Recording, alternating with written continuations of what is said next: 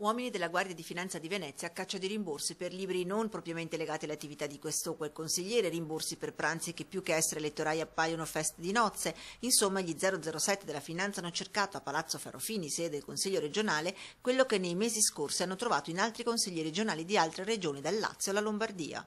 Episodi come sono accaduti in altre regioni d'Italia qui non hanno sede.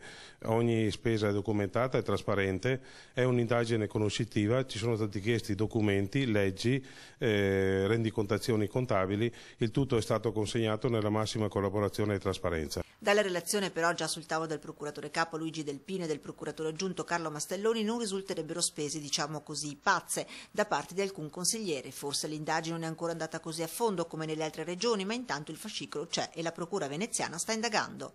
Sono tranquillo perché i consiglieri del Veneto con i soldi dei gruppi non si sono né arredati la casa né hanno pagato le nozze di qualche loro parente. Ogni spesa è stata documentata e non c'è stato alcun sperpero di denaro pubblico. La questione non è di poca cosa, le indagini non sono così semplici. Ogni regione ha infatti una legge diversa in tema di rimborsi e pertanto i casi non sono fra loro paragonabili. Intendiamo, la Guardia di Finanza non ha fatto un blitz a Palazzo Ferrofini, ma è tutto avvenuto in clima di estrema collaborazione. D'altronde, come lo stesso governatore Zaia ha ribadito in più di una situazione, male non fare, paura non avere.